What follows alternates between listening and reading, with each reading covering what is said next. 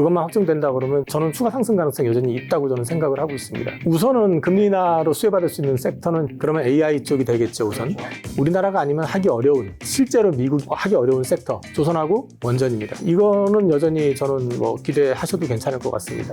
늘어지게 되면은 이거는 이제 발주 모멘텀이 나오기 시작하면서 또 다시 반응할 거라고 보고요. 소위 태양광, 풍력 많이 지어놨고 한다고 해도 전력에 좀 한계가 있는 것도 있고요. 이런 것들까지 놓고 본다 그러면 결국 국내도 원전은 어떤 시기든 추진될 가능성이 높다 그렇게 보고 있습니다. 알테오젠 같은 경우는 시가총액이 25조가 넘어섰습니다. 25조요? 네, 앞으로 더 커질 여력도 충분히 있다고 보는데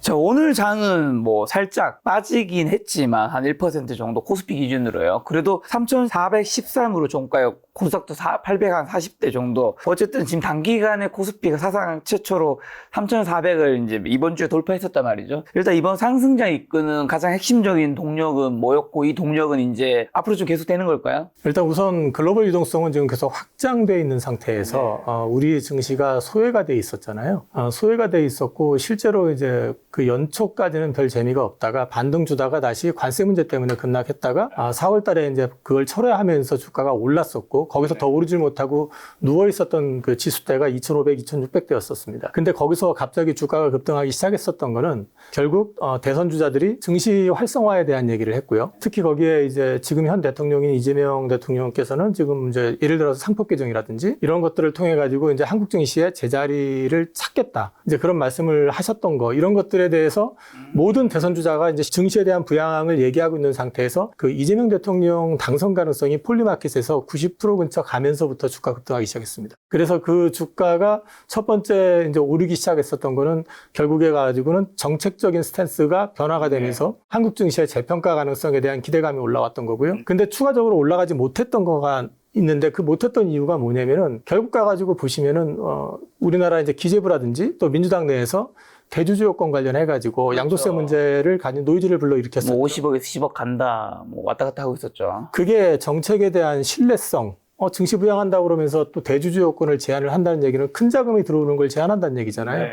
그래서 외국인들이 거기서 좀 주춤거렸던 측면이 있어요. 네. 그리고 실제로 적극적으로 들어오지 않았었고 그러다 보니까 8월 달 같은 경우는 전 세계 증시가 다 오르는데 우리만 옆으로 기었죠. 물론 먼저 올랐다는 얘기도 있었지만 사실 제가 그런 노이즈가 7월 달에 생기면서부터 이제 출연했었던 몇 개 방송들 거기에서 제가 항상 말씀드렸었던 게 이 문제 해소 안 되면 상단 제한될 수밖에 없다고 얘기를 했었거든요. 근데 이제 이 부분이 풀린 게 어느 시점이냐면은 이재명 대통령이 100일 기념 기자회견 하시면서 거기서 50억에 대해서 유지에 대한 언급을 하시면서 오르기 시작했죠. 네. 근데 왜 급하게 올랐냐? 눌렸었던 게 폭발한 거라고 보셔야 됩니다. 다시 말씀을 드리면 증시 유동성이 지금 넘치고 있는 상황인데 한국 증시는 작년에 한 번 외국인들이 당했었거든요. 밸류업 정책 가지고 연초에 발표했었을 때 엄청나게 들어와가지고 지수를 땡겨놨는데 그걸 외국인들이 이제 배신이다라고 느끼기 시작하면서 7월부터 팔기 시작했습니다. 그 이유가 밸류업을 하되 강제성이 없는 민간 자유를 맡기겠다고 하는 얘기가 나오면서부터 주가가 빠지기 시작했습니다. 그리고 연말에 이제 또 환율을 또 건드렸었죠.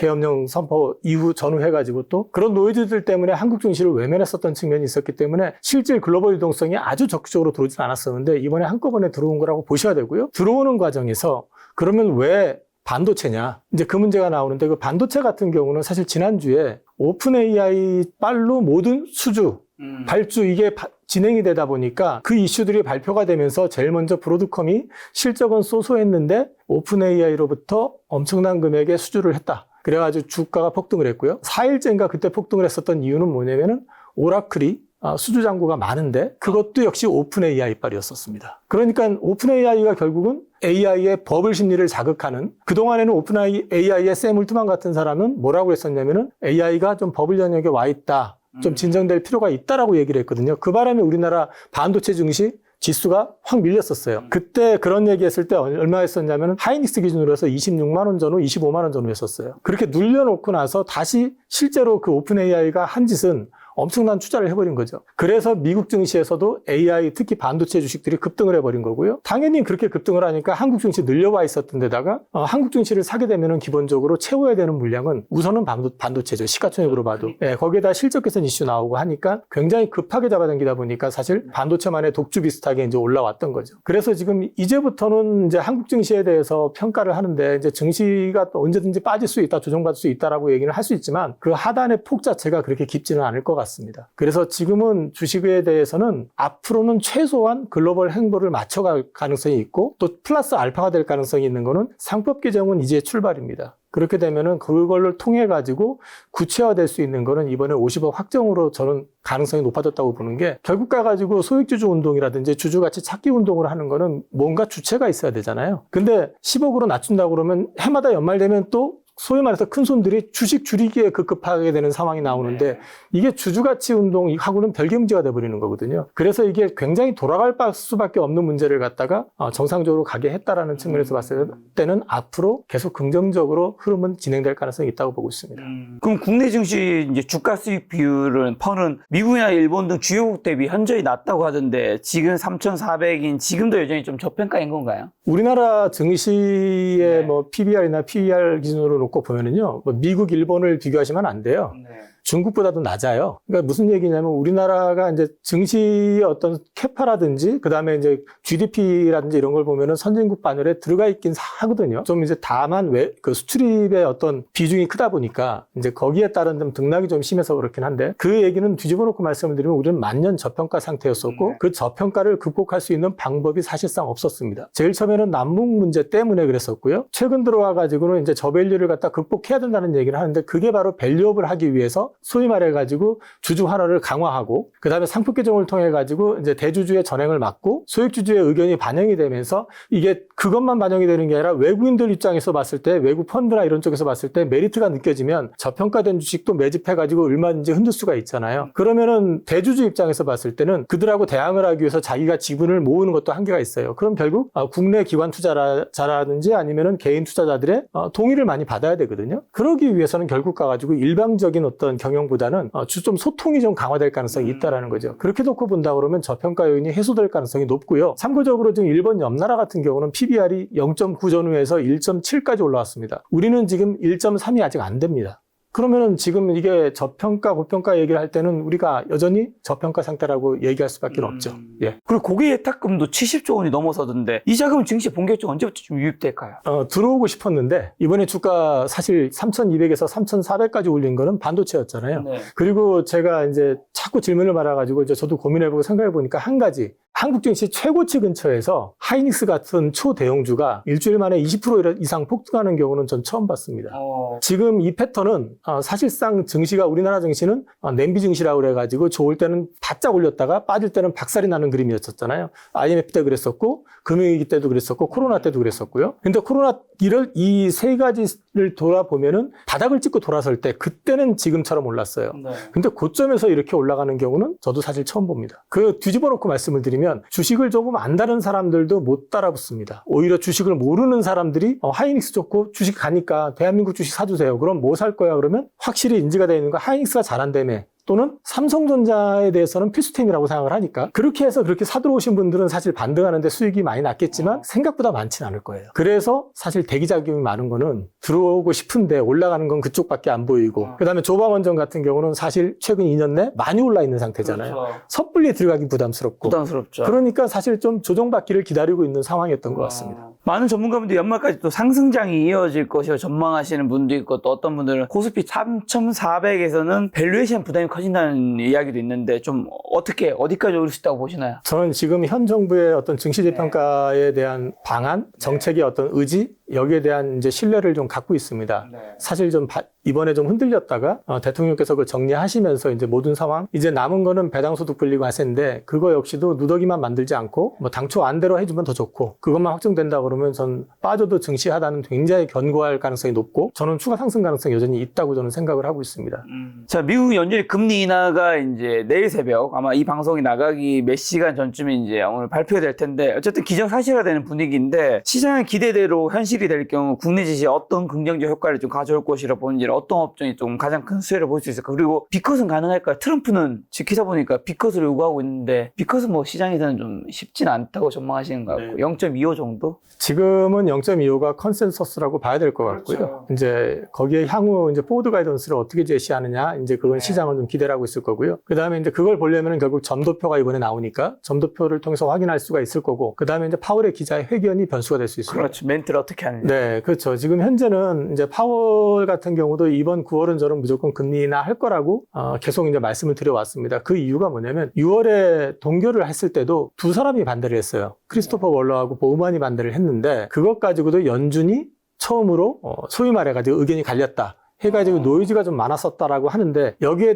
더해가지고 이번에 이제 스티브 미란이 됐잖아요. 이번에 참여합니다. 3명입니다. 트럼프의 그 다음에, 이제. 예, 그 다음에 이제 뉴욕 연흥 총재 같은 경우는 항상 투표권을 갖고 있습니다. 근데 이분이 존 윌리엄스인데 이분이 말씀하셨던 게 뭐냐면은 지금 물가를 봐가지고는 금리를 섣불리 판단을 못 하는데 만약에 고용에 문제가 생길 경우는 금리 인하해야 된다라는 말씀을 6월 FOMC 지나고 나서 계속 말씀을 하셨어요. 그렇게 본다고 그러면 이분 역시도 금리 인하에 동조할 가능성이 있고요. 그 다음에 또 한 가지, 이제 소위 말해서 지금 뭐 계속 욕을 먹고 있는 파월 의장 같은 경우도 출구를 지금 만들어 놨었거든요. 지금 현 물가에서는 좀 어려운데 데이터 디펜던트 하겠다고 얘기하면서도 고용에 문제가 생겼을 때는 금리 인하 여지가 있다는 얘기를 했습니다. 그럼 금리 인하는 기정사실인데 문제는 CPI나 PCE 지수는 예상치 범위 내에서 나왔는데 그 안을 열어보면 관세 여파가 어쨌든 보이기 시작한다라는 거죠. 그러니까 완전 반영은 안 돼 있죠. 지금 우리나라 현대차 같은 경우도 지금 여기서 수출하는 물량도 있기는 하지만은 현지의 재고를 가지고 지금 가격을 유지해가지고 지금 버티고 있잖아요. 그러니까 관세 반영이 완전히 돼 있지 않은 상태이다 보니까 이게 물가에 대한 부분에 불안이 좀 있다라는 거죠. 그래서 이제 그런 부분들을 갖다가 파월이 어떤 식으로 이제 풀어나갈 것인지에 대해서 언급하는 게 중요할 것 같아요. 그래서 B컷 가능성은 저는 거의 없다고 봅니다. 그리고 파월 입장에서는 B컷을 하게 되는 경우에 자기가 잘못했다, 잘못 판단했다라는 걸 시인하는 모양새가 되기 때문에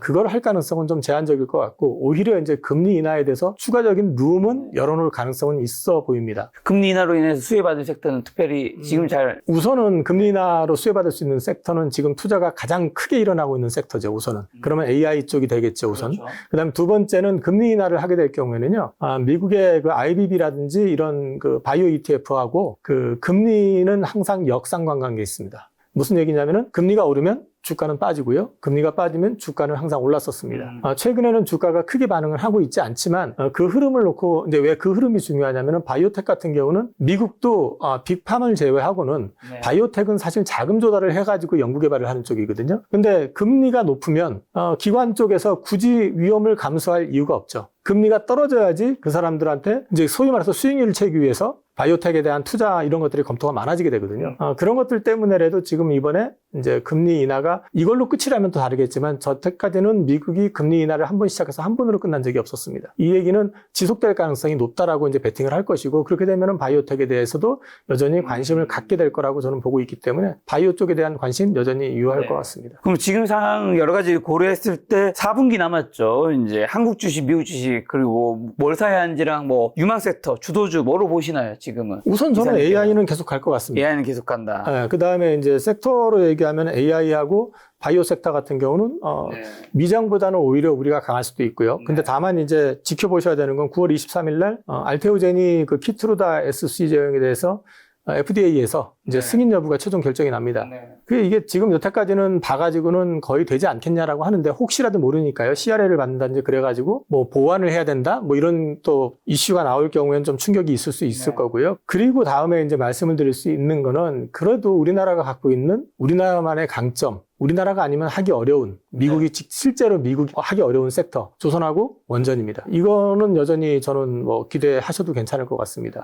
그리고 전력기기 쇼티지 얘기는 늘 나오는 얘기잖아요. 최근에 좀 주가가 많이 올랐어요. 근데 밸류에이션 조정 좀 받아주면 아니면 기간 조정 좀 받아주면 전력기기 같은 경우는 이제 유럽 쪽도 쇼티지 얘기가 나오고 있거든요. 그래서 미국에 이어서 유럽까지 확산이 된다고 그러면은 거기도 역시 추가적인 기대를 가져가실 수 있을 것 같습니다. AI랑 바이오랑 조선이랑 원전이랑 전력기기. 네. 자, 그럼 하나씩 좀 더 깊게 들어가 보면 국내 국내 조선사들이 13년 만에 동반 흑자를 기록했다고 하던데 이러한 슈퍼사이클이 한국 몇 년간 좀 지속될까요? 일단 지금 현재 수준은 28년까지고요. 이 빅사이클이라고 하는 거는요. 실적으로 검증이 되는 게 아니고 수주로 검증이 되는 겁니다. 근데 이제 올해는 상반기가 수주가 좀 부진했어요. 근데 작년에 평년 발주량보다 한 1.8배 정도 물량이 많이 나왔습니다. 그 물량을 근데 하반기에 전부 중국 쪽이 쓸어갔어요. 근데 이제 올해 들어와가지고 한국 조선소들이 비교적 중국보다는 상대적으로 선방한 거는, 왜냐면 이제 그건 점유율 가지고 얘기하는 거니까요. 근데 선방한 거는, 우선은 미국이 USTR을 통해가지고 중국 선박에 대해서 페널티를 주겠다. 이제 그 얘기가 나왔었던 게 있고요. 그 다음에 또 한 가지는 이런 문제가 이제 발생이 되다 보면은 소위 선주 입장에서 봤을 때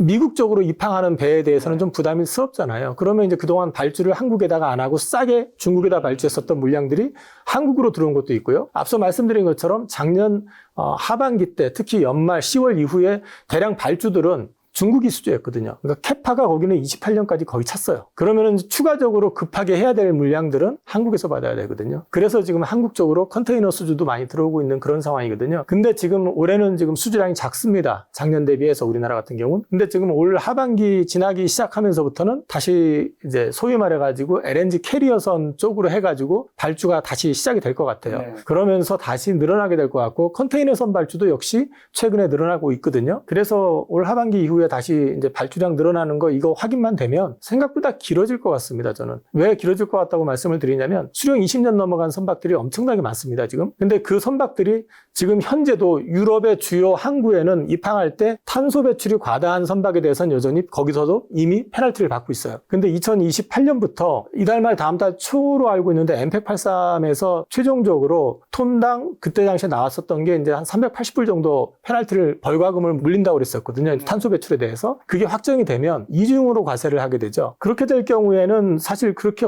과세를 받으면서 보통 배 한 척을 만들면 20년 이상을 가지고 가는데 그걸 계속 받게 되면 엄청난 비용이 발생이 되니까 교체 주기가 또 활발해질 가능성이 있죠. 그렇게 될 경우에는 추가 발주가 나오는데 그럼 교체될 대상을 기준으로 했을 때 현재 어느 정도 교체가 됐느냐? 10%가 안 됩니다. 그 얘기는 앞으로 진행되는 거의 상황 여하에 따라 가지고는 추가 발주 계속 나올 가능성이 높다는 거죠. 그리고 여기에 더해서 우리나라는 마스가 프로젝트 있잖아요. 네. 이게 결국 가가지고 또 더 연장을 시켜줄 거라고 보는 게 뭐냐면 미해군 군함 관련해가지고 지금 미국이 군함의 부족한 부분을 지금 풀어나갈 방법이 없습니다.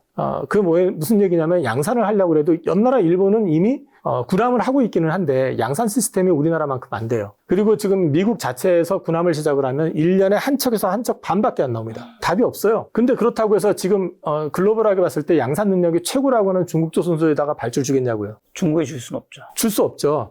주면은 걔네들 해군력 증강에 더 도움을 줘버리는 거니까. 그리고 군함의 모든 걸 걔네들이 다 알게 됐잖아요. 그럼 결국 우리한테밖에 줄 수 없습니다. 그렇게 된다고 그러면은 그 교체 수요만 해도 엄청납니다. 왜? 지금 중국 성능은 항공모함 포함해가지고 미국 해군이 앞서 있다고 하는데요. 네. 수령도 오래됐고 고장난 거 지금 제대로 못 고쳐가지고 지금 요즘 MRO 자꾸 한국에다가도 이제 문 두드리고 하는 거거든요. 이 얘기는 뒤집어 놓고 얘기하면은 이제 군함 또 군수 지원함 전략 상송단이라고 하는 평상시에 때는 상선으로 쓰다가 이제 유사시에 지원함으로 쓰고 있는 거 이런 것들까지 하게 되면은 미국 해군하고 전체 포함해가지고 총 필요한 대수가 최소 380대 이상 된다고 합니다. 그러면은 그 수량의 상당 부분은 결국 우리나라 회사가 여기서 만들든 거기 미국 진출해서 만들든 가게 될 거 아니에요. 그렇게 되면은 그 캐파를 가져가는 것만 해도 굉장히 크다는 거죠. 그래서 이번에는 조선업이 생각보다 좀 길게 갈 가능성이 높다. 저는 지금 사실 몇 년 전에 제일 처음에 조선주 얘기를 이제 제가 과거 영상 찾아보시면 나오는데 한 3년 전쯤에 현대 미포 한 5, 6만 원 그 정도 전후였었던 것 같고 제 기억에는 한국조선해양도 뭐 7만 원 전후였었던 것 같고 현대중공업도 뭐 7, 8만 원 할 때 그때부터 지금 계속해가지고 끌고 왔거든요. 근데 이거 저도 사실은 미해군은 생각을 못 했는데 이런 것들이 이제 발생이 되면 추가 업사이드가 커진다고 보고 있기 때문에 전 중장기적으로 계속 긍정적으로 될 거라고 보고 있습니다.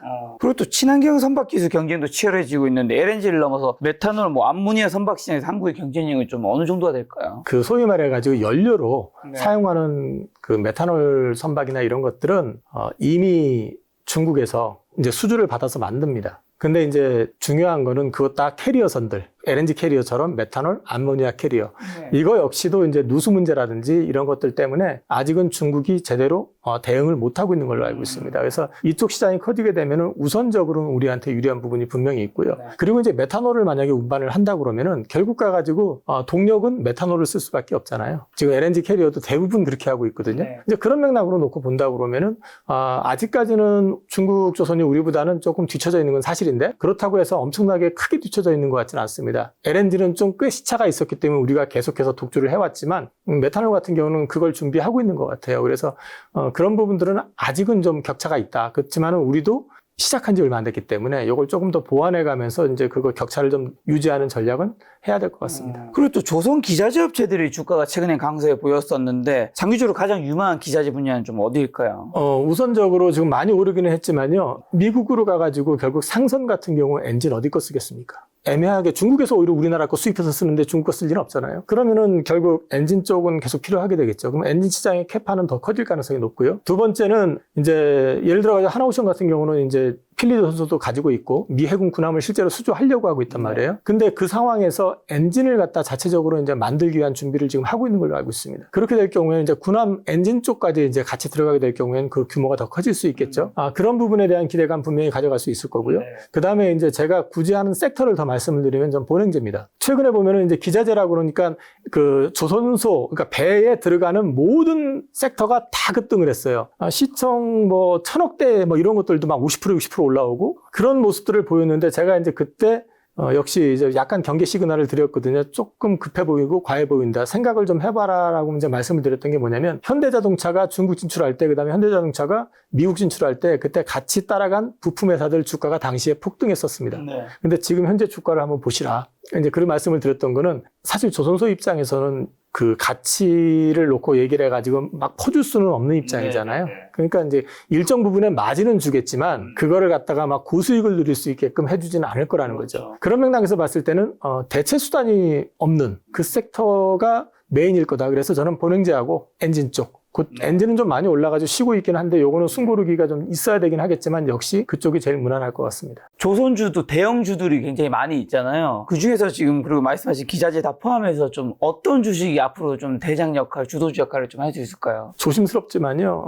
모멘텀으로 봤을 때는 하나오션이 모멘텀이 일단은 좀 많아요. 하나오션. 우선은 캐나다 잠수함 수주권이 있죠. 그거는 사실은 이제 유니언을 해가지고 현대중공업하고 같이 들어갑니다. 컨소시엄이 구성이 되어 있기 때문에 이제 아마 되게 되면은 지금 도크 기준으로 봤을 때는 하나오션이 6이고 현대중공업이 4 정도 될 것 같아요. 그러니까 현대중공업도 수혜긴 하지만 일단 헤드에는 지금 하나오션이 들어가 있고 폴란드 잠수함 관련된 준비도 역시 진행이 되고 있기 때문에 그게 수주가 확정된 건 아니지만 그거 여하에 따라서 또 반응이 있을 수 있고 그리고 앞서 잠깐 말씀드렸지만 어쨌든 필리조 순서를 가지고 있고 그거를 현대화하고 업그레이드하는 과정에서 도크를 한 20개까지 늘리겠다고 하고 있고 지금 현재 봐가지고는 미국이 해군이 녹록한 상황은 아니기 때문에 어떤 시기든 먼저 군함 발주에 대한 부분은 필리조 순서로 들어가는 거는 법 개정 없이 가능하거든요. 그래서 이제 이런 부분들에서 이제 모멘텀은 나올 수 있다. 근데 이제 조금 시계열을 길게 본다 그러면 저는 현대중공업일 가능성이 높다고 봅니다.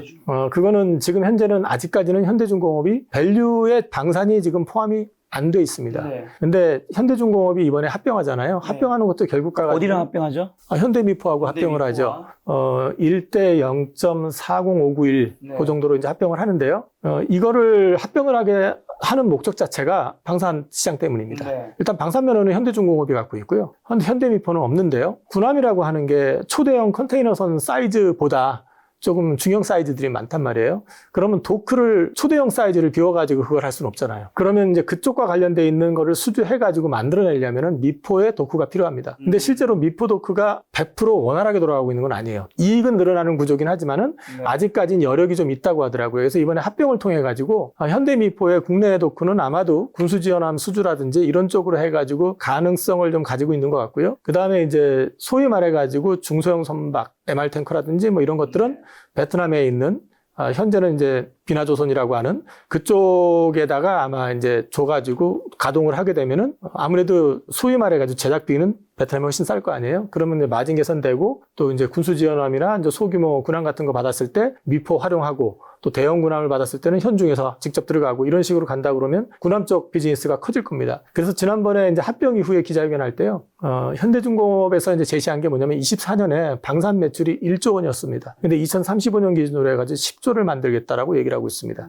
근데 이 얘기는 뒤집어 놓고 얘기를 하면은 미국 시장에 직접 들어가겠다는 얘기입니다. 그것까지 염두에 둔다 그러면 중기적으로 봤을 때는 현대중공업이 밸류를 받을 거라고 봅니다. 단기적으로는 어떻게 보면 하나오션이고 좀 장기적으로는 현대중공업인 건가요? 네. 근데 이제 오늘 이제 AI 바이오 조선 원전 전력기기 좋다고 말씀해 주셨는데 이게 조방에서 방산이 좀 빠져 있는데 방산주는 종전의 협상의 외부 변수로 주가가 흔들렸다가 요즘에 또 좋단 말이죠. 다시 하나 에어로스페이스가 100만 원을 또 넘었더라고요. 투자 매력도 여전히 유효한지 어떻게 보시나요? 우선은 하단은 확인이 된 것 같습니다. 네. 주가 지난번에 그 종전 얘기 나오고 그러면서 주가가 좀 급락을 했었고요. 제 기억에 그때 한화가 80만 원을 깼었던 것 같은데, 그리고 한국항공우주가 8만 6천 원, 5천 원 네. 그렇게까지 떨어졌었던 것 같은데 지금 11만 원대까지 올라왔습니다. 오늘 항공우주가 급등했더라고요. 네. 한 14, 5%.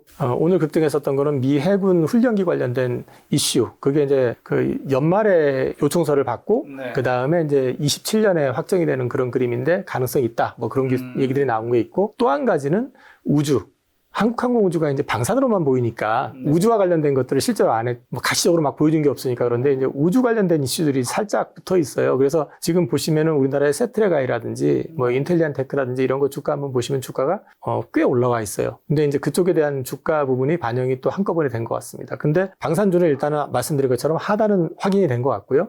상단을 열기 위해서는 추가 모멘텀이 필요합니다. 그것도 뭐 이제 워낙에 등치가 커졌기 때문에 하나 에어로스페이스 같은데 1조 원짜리 뭐 수주했다. 아마 주가 깜짝도 안 할 겁니다. 일단 좀 큰 규모가 나와야 되거든요. 그러면 이제 큰 규모가 나오려고 그러면 지금 당장 눈에 보이는 거는 유럽 시장입니다. 유럽이 지금 올해 배정이 된 국방 지원금, 루마니아나 폴란드 같은 동구 쪽으로 배정된 금액이 한 240조 근처거든요. 그걸 활용하기 위해서 이제 대안을 지금 이제 모색을 하는데 미국에서만 계속 받을 수는 없잖아요. 그리고 또 거기도 문제는 뭐냐면 제작 능력이 좀 떨어져가지고 발주된다고 해서 바로 나오는 게 아니란 말이에요. 그러면 이제 우리한테도 좀 룸이 있을 가능성이 있고요. 그래서 지금 한국 같은 경우는 이제 초년도에는 자연스럽게 발주를 낼 수 있게끔 해가지고 2차 계약이 이번에 됐었던 것처럼 폴란드 추가적인 어떤 수주 기대감을 거기선 가져갈 수 있습니다. 근데 거기서 만약에 나온다 또는 어떤 합작 계약을 통해 가지고 이제 거기 준치를 한다든지 아니면 추가 이슈가 나온다든지 그럴 경우에는 상단을 열 가능성이 있다고 봅니다. 그래서 이제 그런 부분이 좀 있으면은 강하게 상단을 열겠지만 그게 아니면은 저는 상단을 열어도 크게 열지 못할 것 같아요. 하단은 어느 정도 확인됐지만 상단도 크게 열리진 않을 것 같다. 네. 지금 단계. 추가 이슈가 나와야지 열릴 것 같습니다. 자, 그리고 K푸드도 좀 여쭤보고 싶은데 얼마 전에 농심이 넷플릭스와 협업으로 이제 캐데몬이었죠. 주가가 굉장히 급등했었는데 K 콘텐츠와 결합한 K푸드 기업들의 이런 성장 전략 어떻게 보시고 앞으로 이런 것들은 좀 계속될까요? 사실은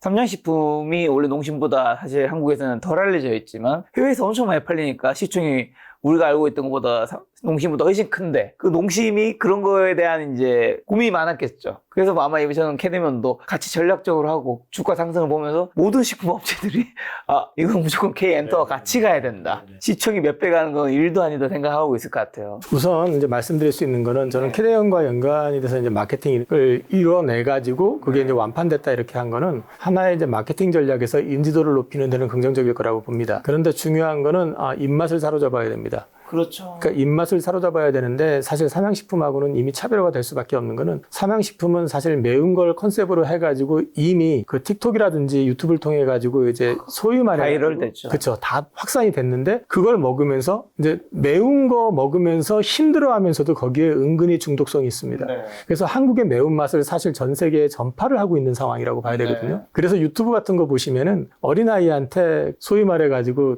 불닭 같은 거 막 울고 울었다면서요. 그런 것들이 나오는 것 자체가 이제 중독성이 강해도 그런 애들이 성장하면서 그 입맛을 가지고 가기 때문에 이게 지속될 수가 있다는 거거든요.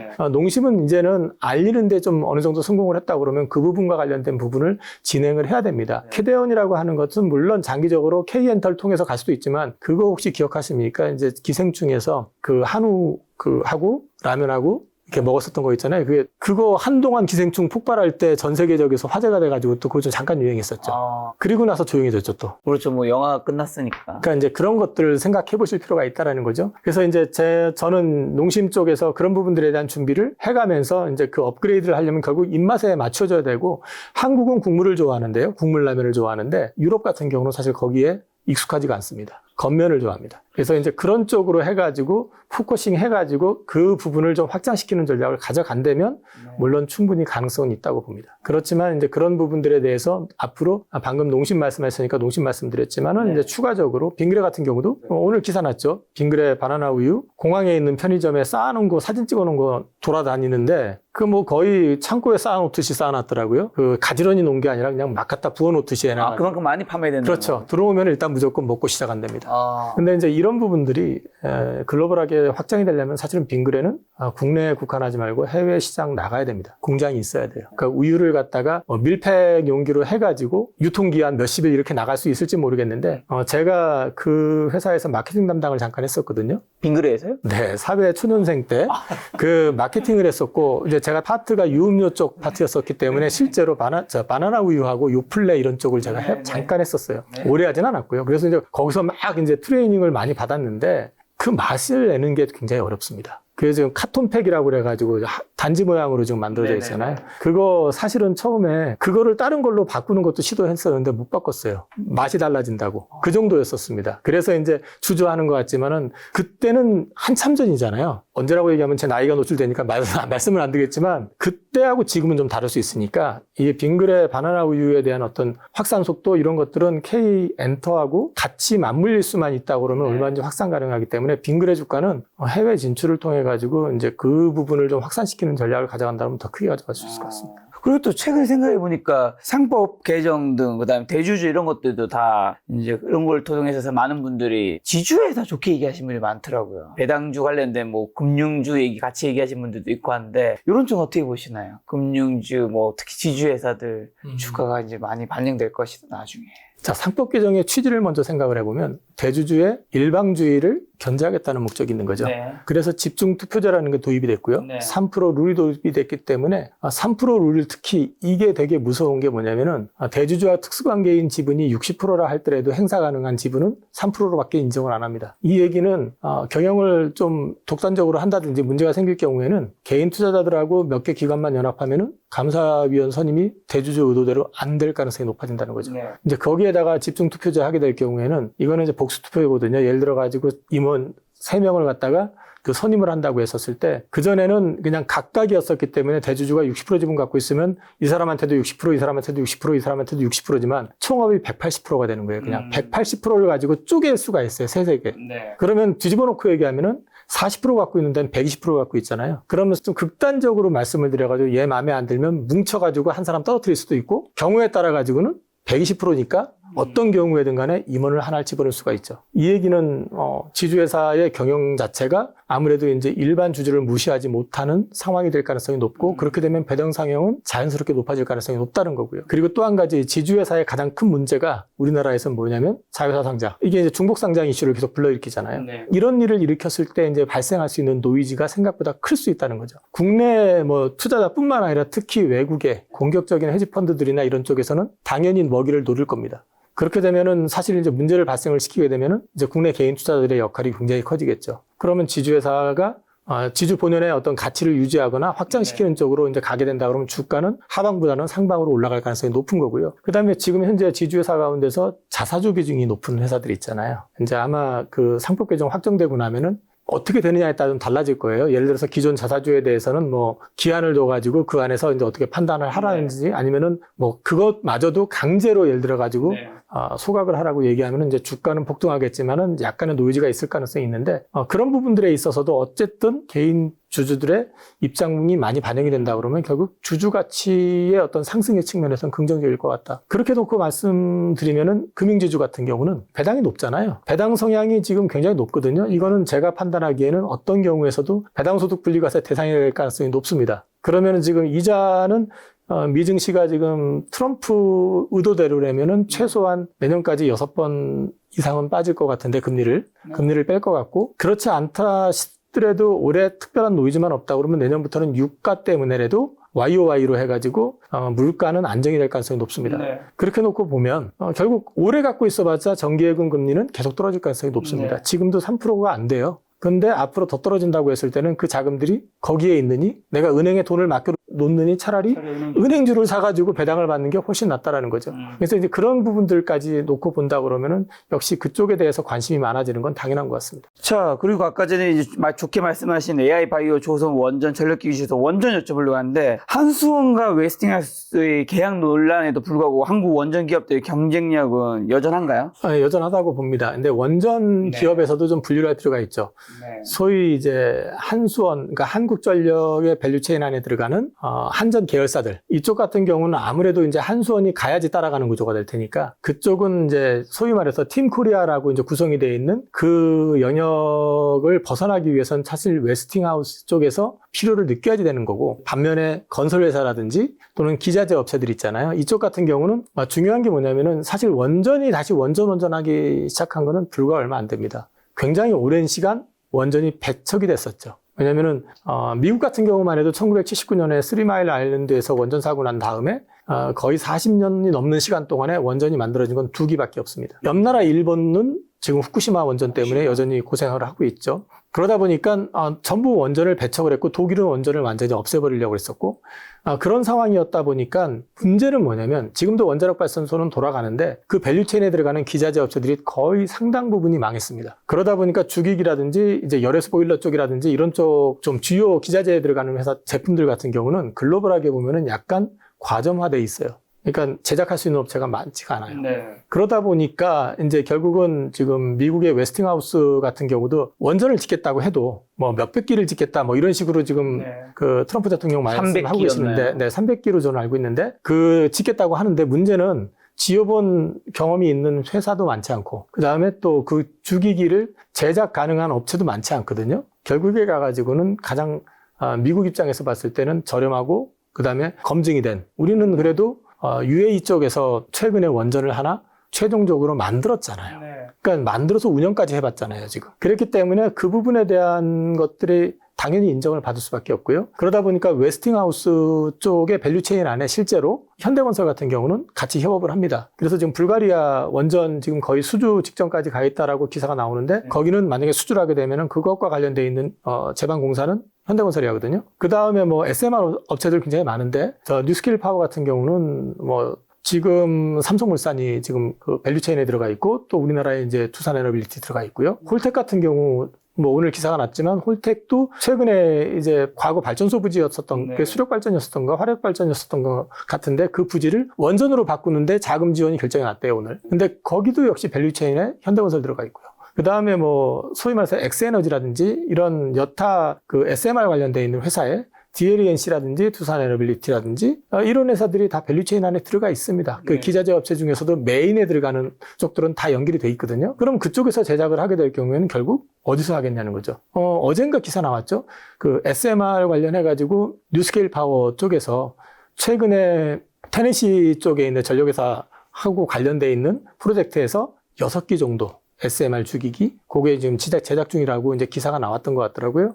근데 그쪽에서 실제로 발주가 예상되는 수량은 거의 78기 정도 됩니다. 네. 뭐 이런 것들이 결국에는 이제 협력업체 쪽으로 나오지 않겠냐는 거죠. 그렇게 되면은 원전은 미국 쪽에서 나오기 시작하면은 미국 시장도 엄청 크죠. 그 다음에 유럽 쪽 같은 경우도 지금 유럽은 사실은 우리나라가 독자적으로 갈 수 있는 거는 그러니까 지금 만들어진 걸 갖다가 재구성하거나 아니면 이제 보완하는 거는 진출이 가능한데 신규로는 지금 못 들어가요. 체코를 제외하고는. 근데 체코 쪽도 굉장히 크게 나올 거고 그 다음에 이제 얘기할 수 있는 거는 중동. 그 다음에 우리가 동남아 맡고 있잖아요. 그 시장 역시 마찬가지로 그 우리나라가 가져가게 되는데 지금 최근에 지금 원전 추진하고 있는 데가 필리핀, 베트남, 인도네시아, 말레이시아 다 들어갑니다. 결국 가지고 우리나라하고 중국하고 경쟁이 될 수도 있는데 문제는 뭐냐면 중국에 대해서 그렇게 편한 사이들이 아니에요. 필리핀도 항상 그 영해 문제 때문에 갈등이 있고 하잖아요. 그러니까 이제 이런 것들이 좌우한다고 그러면 우리 시장 거기도 열려 있고 아프리카 열려 있고 유럽 시장은 우리가 직접 못 가면 웨스팅하우스 통해서 가고 그러면 거기에 밸류체인 안에 들어가는 건 우리 주기기가 들어갈 수 있고 그렇기 때문에 우리의 어떤 밸류가 나쁜 건 아니다. 그리고 또 한 가지 오늘 그 산업통상부였나요? 장관께서 오늘 말씀하신 내용이 뭐냐면 최소한 대형 원전 1기하고 SMR 한 2-3개는 필요하다. 당초 이제 대통령 기자회견에서 나온 말씀하고는 좀 다르긴 한데 그게 뭐냐면 전 세계가 지금 원전하고 있거든요. 옆 나라 일본만 해도 지금 이제 원전 10기를 짓겠다고 하고 있거든요. 다시 시작을 하는 거거든요. 왜냐하면 전력이 부족하거든요. 우리 지금 그린에너지 뭐 이제 소위 태양광, 풍력 막 하고 많이 지어놨고 한다고 해도 이 전력이 좀 한계가 있는 것도 있고요. 그 다음에 이제 그게 안정성을 가져가려면 꾸준해야 되잖아요. 이런 것들 같이 놓고 본다 그러면 결국 국내도 원전은 어떤 시기든 추진될 가능성이 높다 그렇게 보고 있습니다.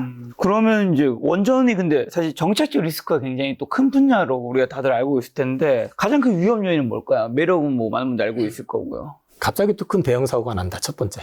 그 그렇죠. 원전은 뭐 이제 그게 가장 큰 리스크니까요. 그러면 좀 갑자기 움츠러들 가능성이 있겠죠. 그런데 그게 아니라면 지금 현재로 봤을 때는 당장에는 문제가 될 건 없을 것 같고 또 한 가지 이제 고민 지점은 뭐냐면 미국 대통령이 바뀌는 바람에 모든 게 다 지금 바뀌는 분위기잖아요.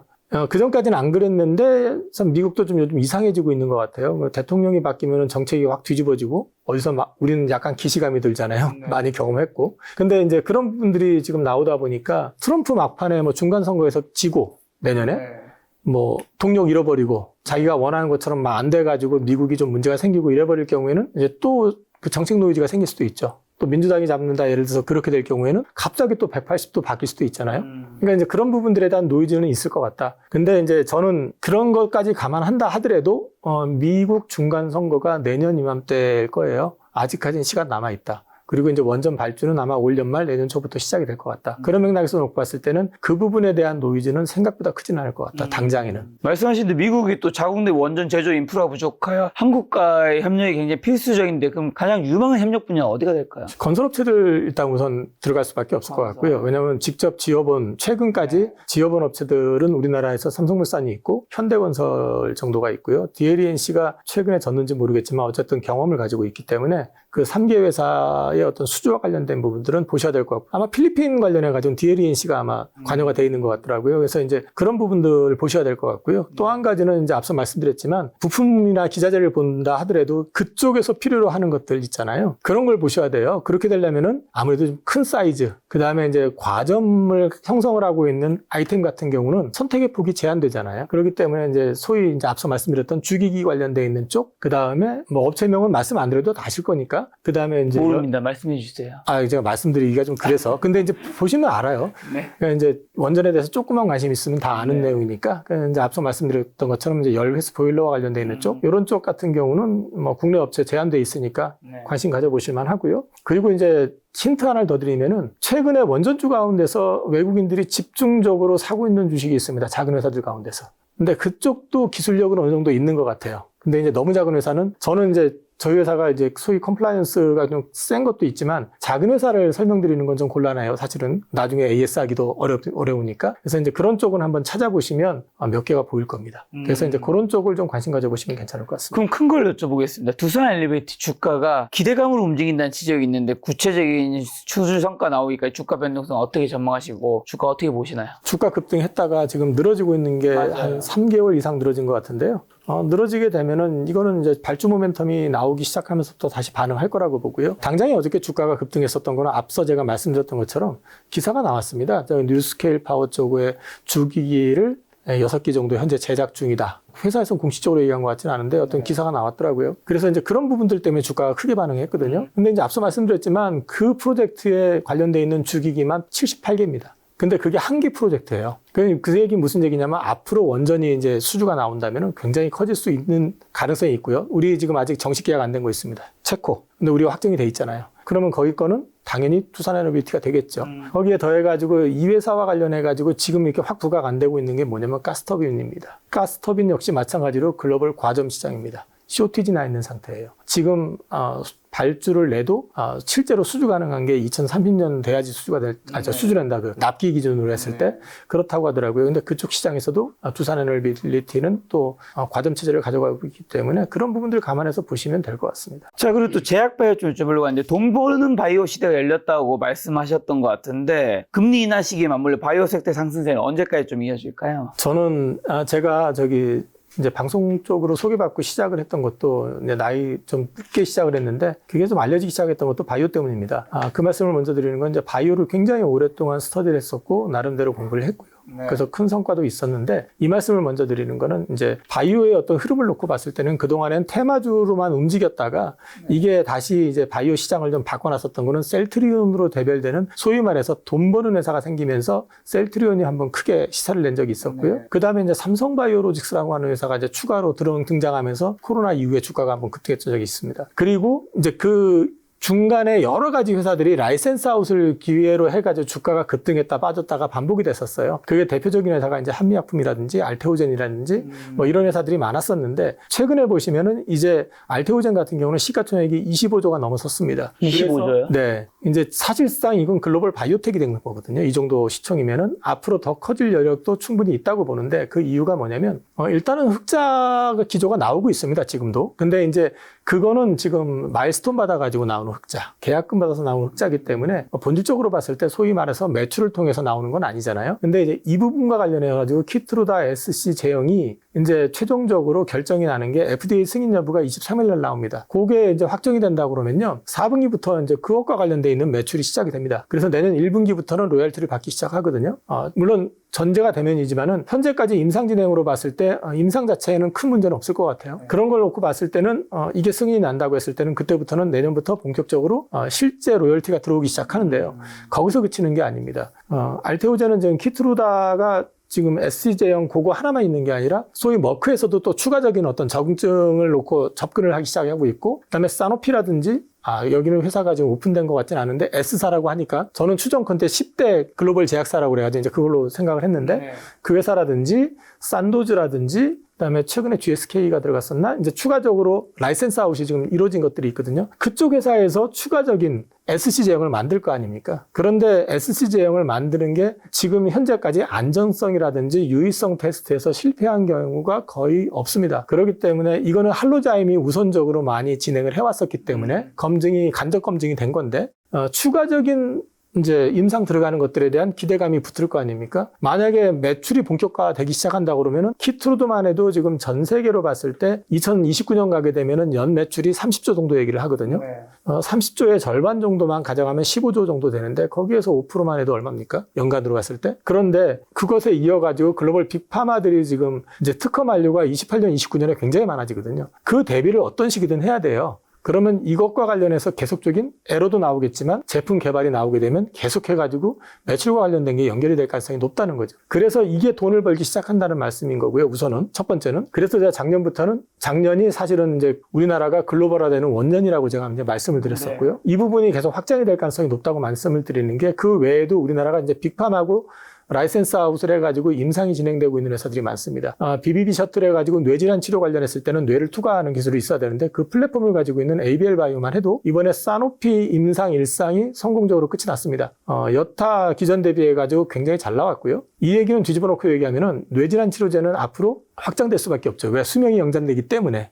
이제 소위 말해서 노화 현상에 의해 가지고 뇌 이상이 생기는 거기 때문에 이쪽 시장은 계속 커질 거라는 거죠. 근데 치료제가 없습니다. 네. 그 이쪽 시장에 대한 니즈가 계속 커진다는 얘기는 결국 추가적으로 라이센스 아웃을 하면서 제품화될 가능성이 높아진다는 얘기고요. 이 부분도 기대할 수 있고 그다음에 ADC 링커 기술이 거의 글로벌화되어 있는 기업이 리가켄 바이오. 여기는 우리나라 기업 중에서 라이센스 아웃 금액 기준으로 제일 많이 했습니다. 그 얘기는 뒤집어 놓고 여기서 앞으로 포텐셜이 계속 커진다는 얘기죠. 그런 회사도 있고 최근에 보시면은 뭐 몇 개 회사들 뭐 대기업 글로벌 빅팜하고 협업하는 회사들 나오는 거 있는데 그런 회사들이 점점 더 임상이 진행이 되면 될수록 현금이 들어오는 것도 당연한 거고 현금이 들어온다는 얘기는 이제 그게 상용화될 가능성이 가까워진다는 얘기고요. 이게 결국 가가지고 매출을 일으켜가면서 계속 성장하게 가는 그림을 그려낼 가능성이 높다고 저는 판단하고 있습니다. 자, 그러면 알테오젠, 리가켄 바이오 등 기술 수출 성과를 낸 기업들이 주목받고 있는데 제2의 알테오젠 된 가능성이 높은 기업의 특징은 뭘까요? 저는 여전히 플랫폼이라고 말씀을 드리고 있습니다. 그러니까 플랫폼 기업을 계속 말씀을 드리는 건 글로벌 신약을 만드는 거는 굉장히 어렵습니다. 첫 번째는 임상 비용이 엄청 들어갑니다.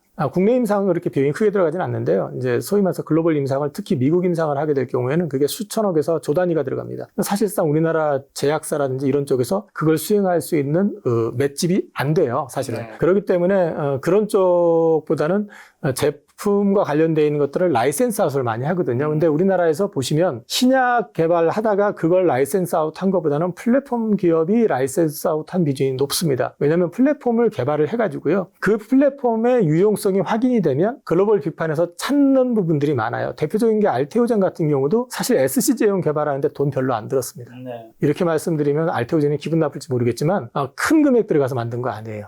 그 히스토리도 대충 들었는데 그 솔직히 말씀드리면 좀 그래서 안 하는데 아무튼 간에 이런 플랫폼이 인정을 받아버리게 되면은 몇 조 단위의 라이센스 아웃 계약을 하게 되고 결국 그거에 따라 가지고 나중에 로열티를 받게 되는 구조가 되는 거죠. 또 BB 셔틀과 관련되어 있는 ABL 바이오 같은 경우도 마찬가지로 그랩바디 B 그다음에 이제 그랩바디 T 그래서 이제 소위 말해가지고 항암 쪽으로 해가지고요. 플랫폼도 갖고 있는데 이런 것들이 검증이 되기 시작하면은 이론 쪽 역시도 마찬가지로 라이센스 아웃과 그 단계에 따라서 이제 마일스톤 또는 로열티를 받게 될 가능성이 높아지게 되거든요. 그리고 이거를 개발하는 데 있어서 들어가는 비용은 제약, 소위 신약을 개발하는 데 들어가는 비용 대비해서는 비교가 안 될 정도로 작습니다. 그래서 그런 부분들을 감안해서 놓고 본다면 우리나라 기업들이 살아날 수 있고 그다음에 확장할 수 있는 베이스는 저는 플랫폼 기업이 나을 것 같고요. 실제로 우리나라 제약사들 가운데서 글로벌 신약 개발해가지고 성공한 거는 SK바이오팜 말고는 지금 보이는 거 솔직히 없습니다. FDA 승인 단계는 한 몇 개 있는데 그게 소위 말해가지고 엄청난 블록버스터급의 약품이 된 거는 사실 없거든요. 그 SK바이오팜의 뇌전증 치료제 빼고는.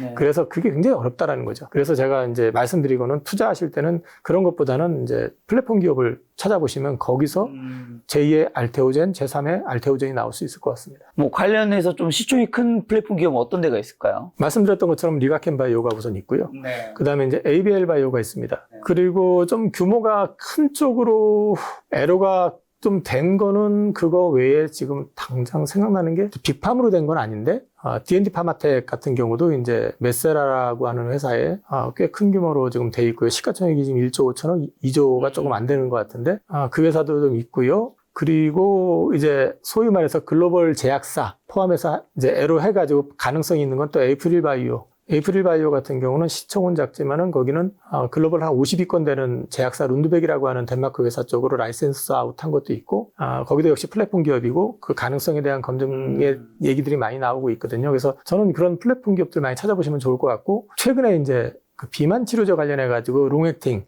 약효 지속형 해가지고 이제 몇 개 회사들 많이 나오잖아요. 네. 뭐 그게 전부 된다라고 저는 생각은 안 해요. 근데 이제 그 가운데서도 가능성 있는 회사들 한번 찾아보실 필요 있을 것 같고 그다음에 이제 경구용 치료제. 그러니까 이제 주사 제형으로 맞는 걸 이제 먹고 치료하는 것들이 있잖아요. 실제로 보면은 그 일라이릴리라든지 노바티스에서는 이제 경구용 비만 치료제 이런 것들을 이제 개발했거나 이제 거의 완료되는 그런 구조가 있기 때문에 그런 쪽과 관련되어 있는 이제 플랫폼 기업들도 한번 찾아보시면 괜찮을 것 같습니다. 그리고 삼성 바이오로지스나 셀트리온 같은 대형 바이오진 밸류에이션이 좀 비싸다는 의견을 주셨던 것 같은데 지금도 그렇게 생각하신지랑 이들 기업의 상장 동력은 좀 어디서 봐야 될까요? 셀트리온은 저는 굉장히 고맙게 생각합니다. 회사 개인적으로. 제가 바이오 투자하면서 굉장히 큰 수익을 냈던 섹터고요. 이 주식 관련해가지고 거의 10여 년을 제가 고객님하고 같이 투자를 했었습니다. 그래서 큰 수익을 냈었는데 이제 마지막에 팔 때 애를 좀 먹었습니다. 제가 생각했던 것보다 엄청나게 오버슈팅이 돼가지고 제가 팔고 나서도 10만 원이 더 오르고 나서 빠졌거든요. 근데 지금도 제가 판 가격보다는 낮습니다. 근데 이제 제가 말씀을 드리는 거는 이 회사에 대해서 한 10여 년을 지켜봤고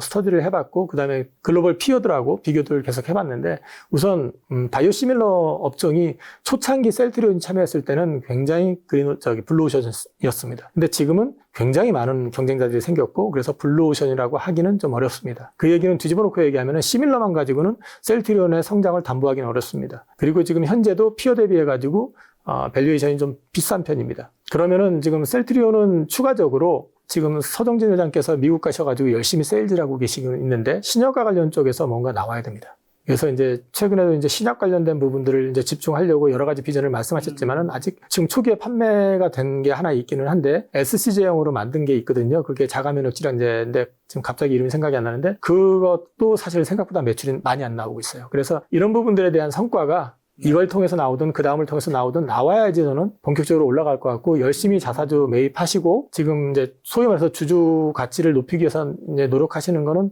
감사한 일인데 저는 그럼에도 불구하고 아직은 좀 비싸다고 보고 있고요. 그다음에 삼성바이오로직스 같은 경우도 마찬가지로 고속 성장하고 있고요. 그다음에 실적도 굉장히 좋습니다.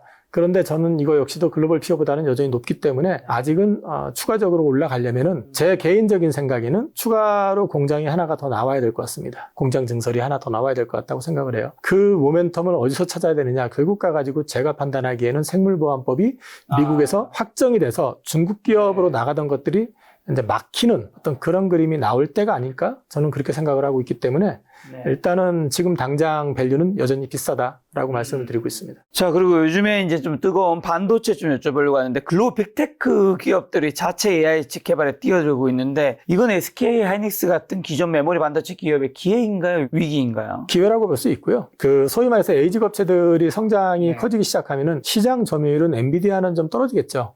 그런데 시장 점유율은 떨어져도 매출은 계속 늘어납니다. 최근에도 지금 나온 얘기가 캐펙스 투자 관련해가지고 내년에 대한 전망이 굉장히 높아지고 있거든요. 물론 그게 오픈 AI 빨 영향이 좀 있는 것 같아요. 그런데 지금 어쨌든 캐펙스 관련된 투자를 계속 늘리는 상황이다 보니까 이거는 결국 가지고 에이지 업체들이 성장한다고 해가지고 그쪽에는 HBM을 안 쓰느냐? 안 쓰질 않거든요. 씁니다. 그럼 HBM을 제작을 해가지고 양산이 가능하고 그게 실제로 매출이 일어날 수 있는 쪽은 결국 가가지고 글로벌 3사밖에 없습니다. 중국 기업이 지금 따라온다고 하지만 중국 기업 걸 쓸 일은 없잖아요. 단적으로 얘기해가지고 빅테크들이 중국 기업 걸 쓸 가능성은 없다고 본다 그러면 빅3가 여전히 가져갈 가능성이 높다라고 보여야 되고 그렇게 될 경우에는 HBM에서 가장 강점을 갖고 있는 거는 여전히 하이닉스다.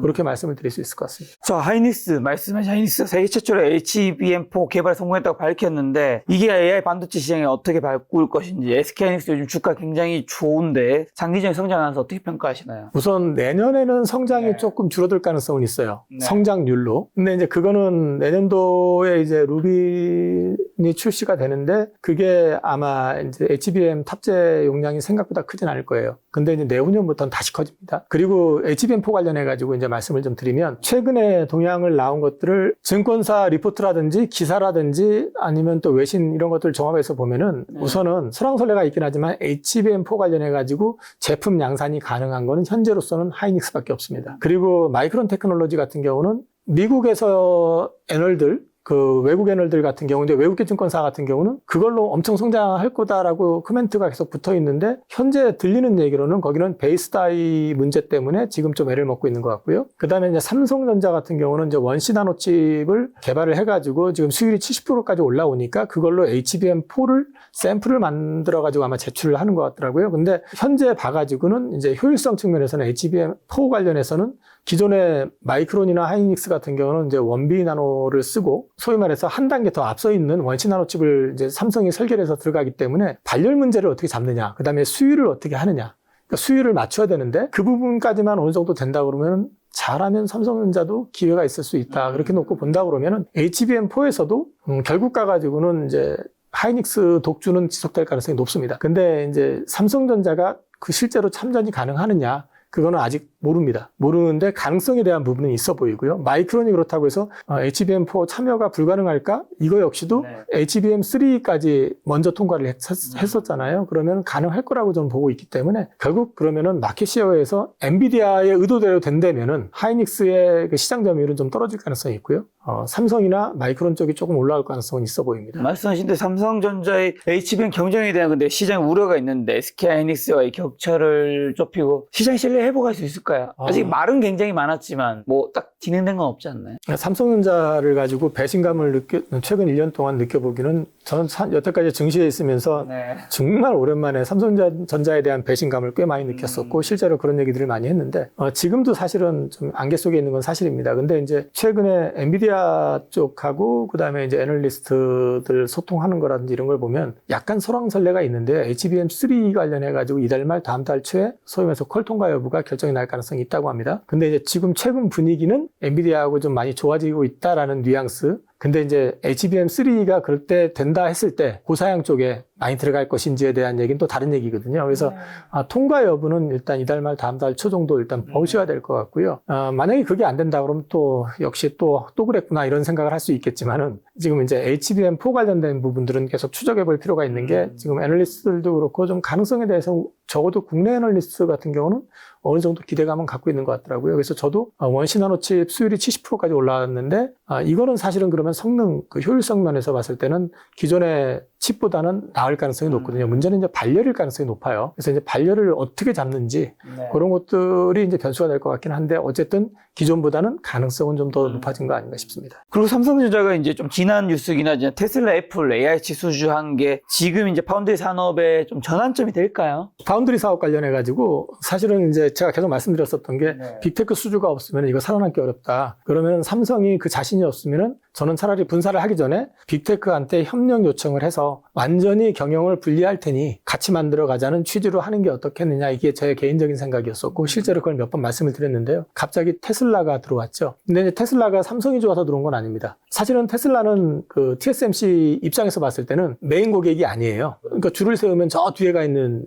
좀 역할이거든요. TSMC의 메인 고객은 역시 그래도 애플이고요. 그 또 하나는 엔비디아입니다. 그러다 보니까 사실 그쪽이 우선 배정이 될 수밖에 없다 보니까 테슬라 입장에서는 요청을 해도 납기가 늦어지고요. 두 번째는 가격이 높습니다. 똑같은 가격으로 안 해줍니다. 우리는 삼성이 지금 그 테슬라의 그 판가보다는 한 20에서 30% 낮춰가지고 좀 수주를 해주고 있는데 그렇게 따지고 보면은 지금 사실은 TSMC 쪽에서 요구했던 금액 대비해서 엄청 낮은 거죠. 근데 그게 수주를 했거든요. 근데 시장이 뜨겁게 반응했던 거는 이제 답이 없다고 생각했었는데 빅텍이 일단 들어왔다.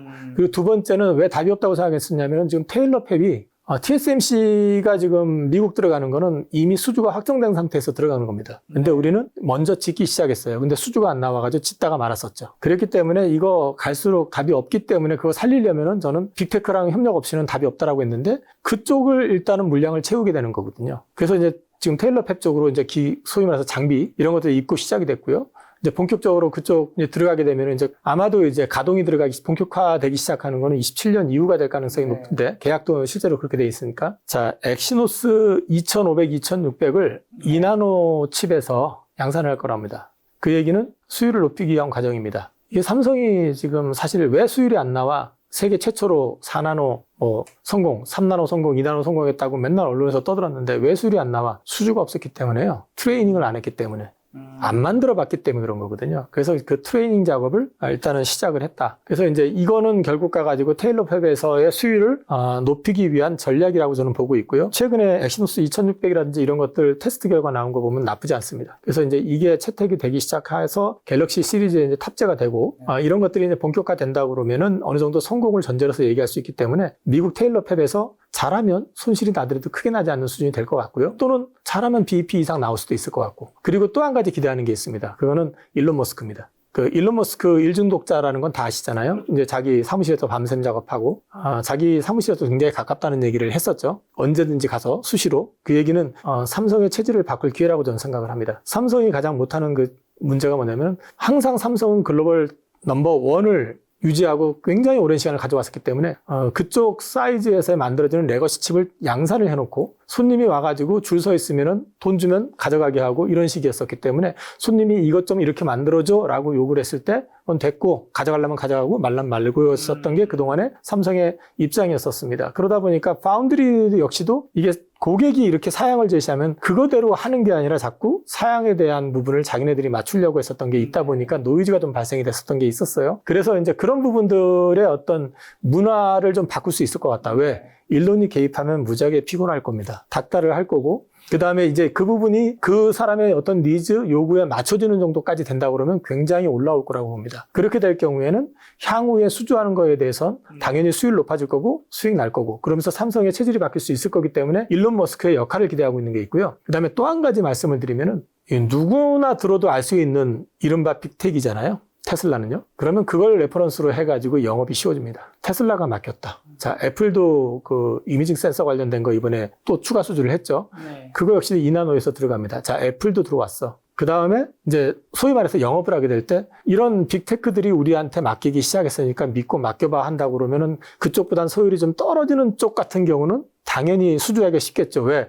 TSMC 가면은 어차피 줄 서야 되고 비싼 돈 치러야 되기 때문에. 사실 지금 빅테크의 불만이 그거거든요. 불만이 그건데 왜 삼성으로 안 오느냐? 제대로 못 맞추거든요. 여기다 주면. 그러니까 안 오는 거예요, 지금. 근데 그 부분에 대한 걸 여기서 풀어낼 수만 있다면 레퍼런스가 계속 쌓이게 된다는 거죠.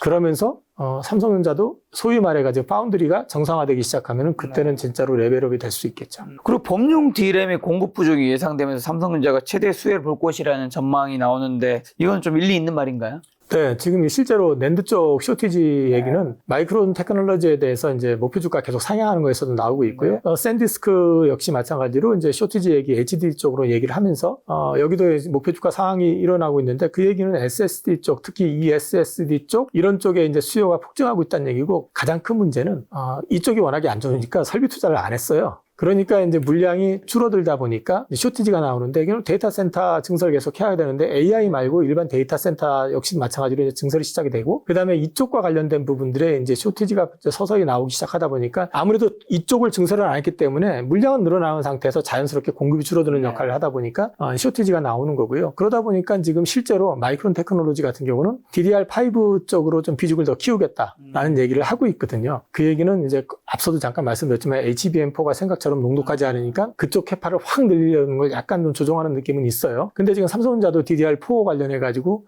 생산 중단하겠다고 하는 거 계속 연장하기로 했습니다. 낸드 쪽 계속 올라오고 있거든요.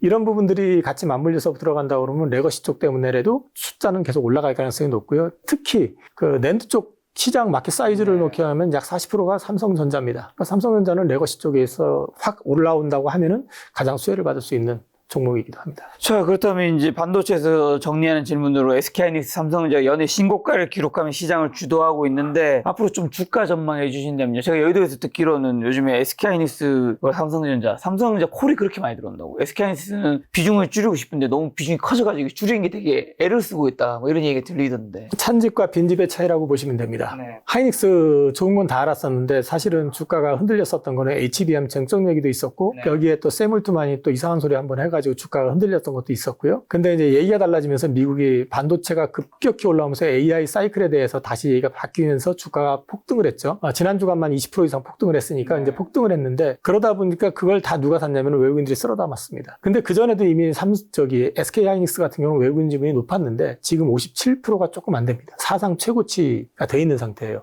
반면에 삼성전자 최근에 주가 급등하면서 열심히 사들어왔습니다. 막 하루 1100만 주씩 사들어오고 막 이랬는데도 지금 51%가 조금 넘나? 그 정도 수준입니다. 근데 이게 그 삼성전자 그 한참 때 한 58% 근처까지 갔었고요. 네. 작년에 아마 55%, 56% 그랬었던 걸 기억을 하는데 그 물량이 한꺼번에 다 빠진 거거든요. 작년에 한 30조 이상 팔아나갈 때 삼성전자가 20조 이상을 거기서 이제 차지하면서 주가를 뺐었기 때문에 삼성전자는 여전히 많이 비어 있습니다. 그러다 보니까 찬집 빈집 개념 거기에다가 또 불을 지른 거는 레거시 쪽 쇼티지 얘기 나오면서 삼성 좋아지겠네? 그러다 보니까 3분기 실적이 영업이익이 하이닉스랑 삼성이랑 별 차이 안 날 것 같은데 이런 얘기들까지 나오고 있거든요. 그런 것들이 같이 맞물리니까 삼성은 어쨌든 역사적 밸류에이션으로 보면 하단이다. 여전히 1.2배 뭐 이 정도 수준이니까 하단이고 한 최소 보면 1.6에서 1.7배까지는 볼 수 있다라는 얘기들이 나오면서 오늘 목표 주가 나온 거 보니까 뭐 11만 원 이렇게까지 올라오는 것 같더라고요. 그래서 지금부터는 제가 이제 그 삼성전자보다는 하이닉스라는 얘기를 아마 2달 전에 했었던 것 같아요. 그 채널들 몇 군데에서 얘기를 했었던 것 같은데, 최근에는 이제 같이 봐야 된다로 바뀌었다가 지금은 하이닉스보다는 삼성전자다. 이렇게 말씀드리고 있습니다. 이제 앞으로는 삼성전자가 더 오를 여력이 너무 많다는 건가요? 네, 오히려 삼성전자가 이제 기대 수익률은 더 높을 것 같습니다. 자, 마지막 2차 전지는 자동차 섹터만 좀 가볍게 여쭤보면 2차 전지가 L자형 흐름을 보일 가능성이 높다고 하셨는데 이게 어떤 의미고 주목해야 할 반등 시그널은 뭘까요? 우선 2차 전지 관련해 가지고는 일단 올해 좀 모멘텀을 좀 꺾는 것들이 있었습니다. 그거는 소위 말해 가지고 판매 지원금, 자동차 구매할 때 전기차 관련된 보조금을 9월 말일까지 구매하는 계약하는 사람들에 한해서는 지원을 해주는데 10월 1일부터 계약하는 물량에 대해서는 지원을 못 받습니다. 그래서 이제 그 부분이 일단은 하나 이제 있다 보니까 아마 8월 달에 전기차 판매량이 굉장히 많이 늘어났을 것 같아요. 늘어났다고 하더라고요, 데이터상으로. 근데 이제 그게 연속적으로 되겠느냐 하는 노이즈가 있었고 또 하나는 유럽 시장은 20%대 성장을 계속했는데 그 시장을 우리는 대응을 못해서 역성장하고 중국이 다 가져갔습니다. 그러다 보니까 실적이 좀 노이즈가 좀 있었어요. 그래서 어닝 쇼크들이 많이 나왔는데 나중에 보니까 LG 에너지 솔루션 같은 경우는 미국에서 이제 생산 관련해서 AMPC라고 해서 이제 보조금을 받는데 그게 금액 기준이 아니고요. 생산량 기준이거든요. 그러다 보니까 실적은 그 배터리 판가가 떨어졌지만 그래서 별로 좋지 않은데 AMPC 지원 그 금액을 많이 받았어요. 그게 어닝 서프라이즈를 만들어냈거든요. 그래서 이제 그 주가가 강하게 반등 나왔었던 거는 LG엔솔이 소위 말해서 시장 기대했던 것보다 잘 나왔는데 그래서 어닝 서프라이즈가 나오면서 반등을 했었던 거 하나. 그 다음에 이제 두 번째는 ESS 관련해가지고 수주가 이제 갑자기 들어오기 시작했었죠. T사로 예상되는 회사로부터 이제 약 5조에서 6조 가량의 이제 수주가 나오고 향후에 이제 중국 관련해 가지고 이제 배터리 쪽도 결국은 FEOC 규정 적용하고 관세 부과하고 뭐 이러면서 관세가 이제 기본 그 FEOC 규정으로 해가지고 59% 거기에 이제 중국이 펜타닐 페널티 관세, 중국 자체 관세 뭐 이런 거 하게 되면은 거의 100%대 가까이 관세가 붙기 때문에 사실상 이제 중국 기업하고 이제 한국 배터리 기업하고의 경쟁에서 한국은 어쨌든 배터리 생산할 때 보조금이 나오잖아요. 그걸 감안해서 놓고 본다 그러면 이제 한국 쪽이 좀 상대적으로 나아지는 어떤 그런 분위기. 그다음에 미국에서 이 배터리 쪽 역시도 중국산은 배제하려고 하는 움직임이 미국 국방부부터 시작해가지고 계속 있어 왔잖아요.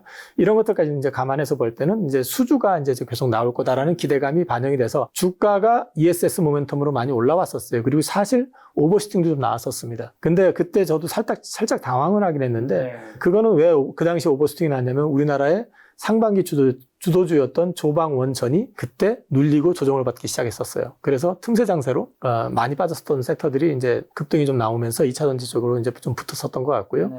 근데 이제 제가 L자형이라고 말씀드렸었던 거는 실적 관련해 가지고 기대할 수 있는 부분들이 올해는 크지 않다라는 거죠. 첫 번째 미국 전기차 판매량이 생각보다 많이 안 올라갔습니다. 그리고 또 한 가지는 이제 앞으로 보조금이 철폐가 되면 이제 전기차 자체로 경쟁력을 가져야 되잖아요. 이제 이 부분이 어느 정도까지 따라갈지 여부 봐야 될 거고 주구장창 지금 전기차를 두들겨 패려고 지금 혈안이 되는 트럼프가 지금 존재하고 있는 상황에서 미국의 성장률이 아무래도 기대했던 것만큼 못 나올 거다. 그 다음에 두 번째는 유럽에서 배터리 쪽 관련해가지고 한국산이 좀 늘어나야 되는데 이제 그 늘어날 수 있는 여건이 아직은 좀 부족한 것 같아요. 근데 이제 중국산에 대한 규제가 유럽에서도 검토 중이에요. 왜냐하면 자국 내 자동차 업체들이 다 죽는다고 중국 자동차 수입 규제 얘기도 나오고 배터리 관련해가지고도 이제 원산지 추적이라든지 이제 이런 것들 강화하면서 지금 중국산을 좀 제어하려고 하는데 문제는 CATL이 이미 유럽에 진출을 해가지고 공장이 이제 거의 가동되는 그런 분위기거든요. 그래서 이제 경쟁은 좀 치열해질 것 같습니다. 그러면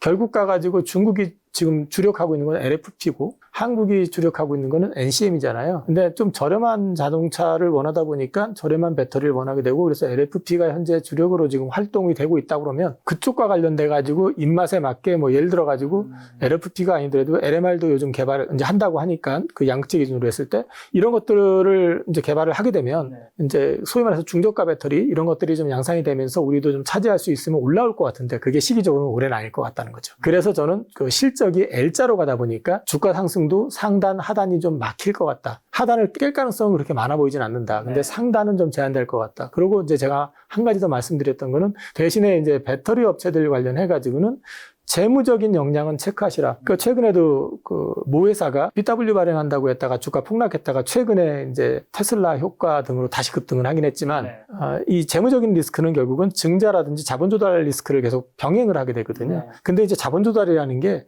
확장이 되면서 자본 조달하는 건 좋아요. 근데 소위 말해서 운영 자금으로 쓰면서 적자 메우기 위해서 자본 조달을 하는 거는 기업의 가치를 계속 갉아먹게 되는 거잖아요. 그래서 재무적인 리스크 이런 것들은 항상 체크하시라. 중국도 구조조정을 했지만 한국 역시도 구조조정 가능성은 여전히 상존해 있다. 그건 말씀드리고 싶습니다. 그리고 전기차 시장의 성장 둔화 우려도 커지고 있는데 그럼 ESS는 새로운 좀 도파구가 될 수 있는 건가요? 아직까지 그 미국 시장 같은 경우는요. ESS 시장을 놓고 이제 전망하는 걸 보면은 전체적으로 봤을 때 전기차 시장 성장률이 약간 정체가 돼가지고 좀 다를 수는 있는데 전기차 배터리 기준으로 했을 때 ES 시장은 한 3분의 1 정도로 보는 것 같더라고요. 그래서 이제 뒤집어 놓고 말씀을 드리면 ESS 배터리가 아주 좋아진다고 그래서 밸류에이션을 충족하고 막 주가가 슈팅이 나오기는 쉽지 않을 거다. 다만 이제 하단을 견고하게 하면서 전기차의 어떤 확장이 어느 정도 좀 구체화되는 시간을 벌기 위한 그런 역할은 좀 할 것 같습니다. 그래서 방파제 역할은 할 것 같다. 그렇게 말씀드리겠습니다. 자, 2차전지하면 에코프로와 포스코홀딩스 두 그룹인데 각각의 강점과 약점이랑 또 2차전지 관련해서 지금 뭐 투자해도 되는지랑 투자할 만한 좀 기업은 어디가 좀 있을까요? 우선은 저는 2차 전지 같은 경우는 제가 지금 앞으로도 주력으로 생각하고 있는 섹터는 아니거든요. 일단 조선, 제가 이제 말씀드리면 조선, 그다음에 방사능 수준 모멘텀이 나와야 된다는 걸 전제로 그건 일단은 살짝 옆으로 놓고 그다음에 원전. 그다음에 전력기기, 바이오, 그다음에 반도체. 이런 쪽으로 일단 우선이 돼 있기 때문에 2차 전지를 뭐 우선 타겟하고 싶은 생각은 저는 개인적으로는 없습니다. 그리고 2차 전지 관련해가지고 주목해야 될 부분들은 이제 결국 가서는 이제 하단이 견고해질 수 있느냐 또는 미국이 그런 이제 트럼프의 그 방해, 회방에도 불구하고 전기차 쪽 시장이 실제로 어떻게 올라오는지 이걸 봐야 될 것 같고요. 그다음에 이제 중저가 배터리가 어느 정도까지 양산 능력을 갖추게 될 것인지 그거 일정이라든지 구체화되는 걸 보셔야 될 것 같고 그것과 맞물려 가지고 유럽 시장에서 한국 배터리가 참 다시 이제 어떤 궤도를 좀 성장 궤도를 밟을 수 있는지 그거를 같이 체크를 하셔야 될 것 같아요. 그래서 2차전지와 투자 관련해 가지고는 좀 고민해 보실 필요가 있고요. 포스코홀딩스 같은 경우는 재무적인 안정성이 있잖아요. 어쨌든 자본 조달이 필요하면은 자체적인 역량을 가지고 있고 요즘은 또 HMM 뭐 인수 얘기가 나와 가지고 약간의 노이즈가 있기는 했지만 그건 어떻게 될지 모르는 얘기니까 일단 그거는 옆으로 제껴놓고 얘기하면은 어쨌든 재무적인 안정성을 가지고 있다. 그리고 두 번째는 재무적인 안정성을 갖고 있기 때문에 2차전지의 확장 내지는 유예하는 데 있어서 좀 선택할 수 있는 여지가 많습니다. 철강이라고 하는 어쨌든 캐시카우를 갖고 있기 때문에 그 부분과 관련된 부분에서는 상대적으로 안정성은 담보되어 있다. 그리고 이제 리튬 가격이 지금 변수인데 사실 수산화 리튬을 이제 만들어내는 리튬 관련해 가지고 소위 그 염호 리튬이 만드는 단가 자체는 훨씬 저렴합니다. 그런 맥락에서는 강점을 가지고 있지만은 양산 시점을 포스코홀딩스가 뒤로 늦춰놨어요. 그 얘기는 아직까지 리튬 가격도 아직 정상화되지 않고 있고 그 다음에 배터리 시장에 대해서 아직까지는 확신을 갖기는 조금 이르다라고 판단을 하는 것 같거든요. 이제 그런 맥락에서 놓고 얘기를 하면 조금은 좀 유동성 있게 가져갈 수 있는 측면이 있다. 반면에 이제 에코프로 홀딩스 같은 경우 또는 에코프로 그룹 같은 경우는 아무래도 2차전지 집중이잖아요. 그럼 2차전지 산업에 영향을 받을 수밖에 없고요. 그러다 보니까 최근에 상반기까지만 해도 추가 자금 조달 필요 없다고 얘기를 했었거든요. 근데 이제 최근에 들어와가지고 다시 자금 조달을 또 이제 검토하는 것 같습니다. 이제 이런 부분들 물론 이번엔 증자가 아닌 것 같아요. 근데 이제 그 자금 조달을 검토하고 있다라는 얘기는 어쨌든 여타 그 배터리 업체 대비해 가지고는 재무적으로 여력이 없지는 않지만 그런 것들이 자꾸 이제 이슈가 된다라는 것들은 상대적으로 봤을 때는 2차전지 업황이 되살아나기 전까지는 좀 부담이 될 수 있습니다. 그래서 아마도 지금 인도네시아에서 그 니켈 재련 공장 관련해 가지고 투자한 게 평가이익으로 잡히면서 이제 이익이 좀 늘어나는 그림은 나오는 것 같은데 그런 부분들하고 하면서 이제 사업을 좀 그 이익을 알 수 있게끔 이제 홀딩스 쪽도 강화하고 에코프로도 이제 중저가 확장하면서 어쨌든 포트폴리오를 다각화하려고 노력하고 있는 거 그런 점은 그런 대로 평가를 해야 될 것 같고요. 상대적으로 여타 업체 대비로는 어쨌든 기술적으로나 현재까지는 재무 역량은 상대적으로 양극재 업체 대비해서는 나은 편이다라고 말씀드릴 수 있을 것 같습니다. 저 현대차 그룹의 주가가 지금 PBR 굉장히 낮은 걸로 알고 있는데 지금 몇 배 수준인지랑 그렇게 저평가된 이유는 뭐고 주가 리레이팅 조건은 어떻게 될까요? 현대차 같은 경우는 우선 PBR이 0.45배에서 0.5배 사이 정도 되는데 이거는 지금 글로벌 경쟁사라고 할 수 있는 글로벌 1위 회사 도요타 같은 경우가 1.4배까지 올라갔었고 지금 아마 조금 밀려가지고 1배 전후에서 왔다 갔다 할 거예요.